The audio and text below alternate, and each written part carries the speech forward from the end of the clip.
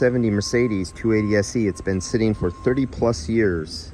It's a San Francisco car, and I guess it was in a garage, but I'm wondering if it's out in the Marina District or if it was down Richmond District, somewhere by the ocean, because if you look really close, the little bit of oxidation that's on here, you see the green, and that's usually the salt water, and San Francisco does have salt water if you look really closely. And if Apple wants to focus, you could see the little green corrosion coming through the chrome. So I'm curious to find out where the actual district that this came out of in San Francisco. Oh yeah, the smell of mold. Leather seats, they probably already washed down or wiped down the mold spots that were on the leather seats, but everything is in good condition.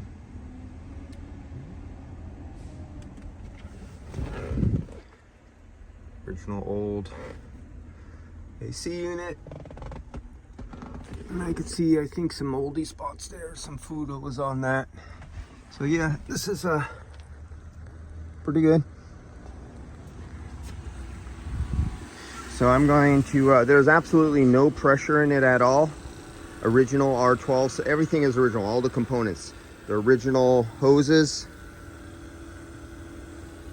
the cloth material on the outside. Nothing's gonna get cut or spliced. I don't need to anyway, because the compressor is really easy to get to on this one and the fittings. Now, the first thing I'm checking, first you wanna check, can your gauges pull down? Gauges can pull down. Another thing is, if you look really carefully, you can see where I placed the nylog. You see that shiny spot? So these have a packing inside of them, and this packing that's inside here will dry out and allow leakage of vacuum to be pulled in through the shaft and the packing, and it'll mess up your vacuum decay. So you put a little nylog in there as you're working them out. So you can see I'm down to 149 microns. So let me get back out here. Now I'm gonna open it up. Let's see if I can hit that little switch back. There we go.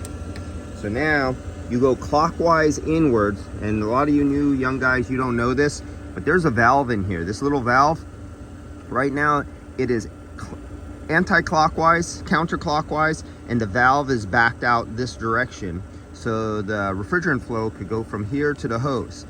Now I'm not going to crack it in all the way. I'm just going to crack it a little bit, say maybe even one turn like that. Watch it, just a little, and you see it shot up there right now. It went from 150 and it's going up. So I'm pulling vacuum on the system. That's all. Barely one full rotation. Let's get this out of here without dropping it. And I'll do the same thing on the other side. But I'll show you. This is important. When you have these on air conditioning, it's like what's called a king valve. And they always say one's called a king valve and one is not called a king valve in other application. But this is what you do on commercial refrigeration too. These are what are known as king valves. They say, oh, you can't pull a complete vacuum.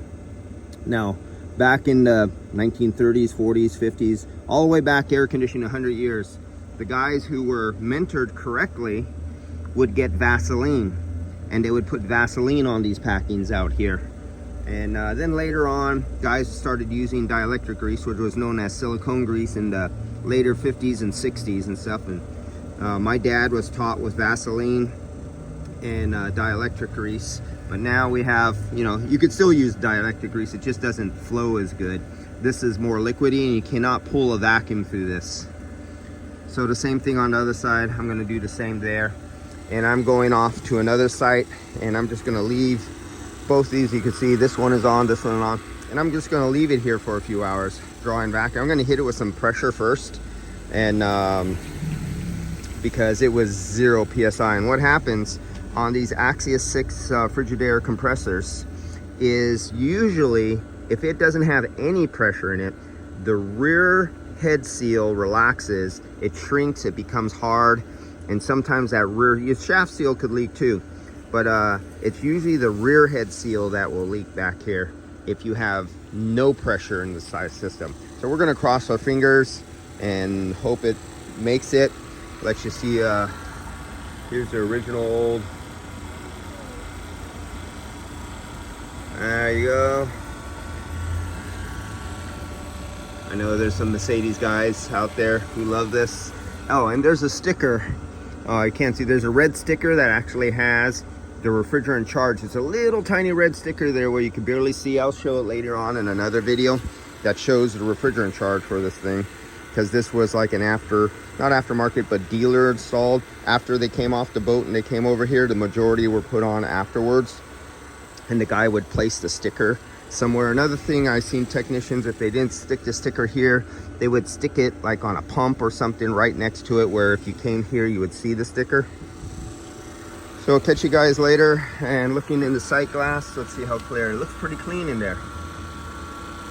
So we get down in there, way down there, and look down in there. The reflection coming back up from down deep looks pretty damn clean. So sitting over 30 years, 1970. See you guys later.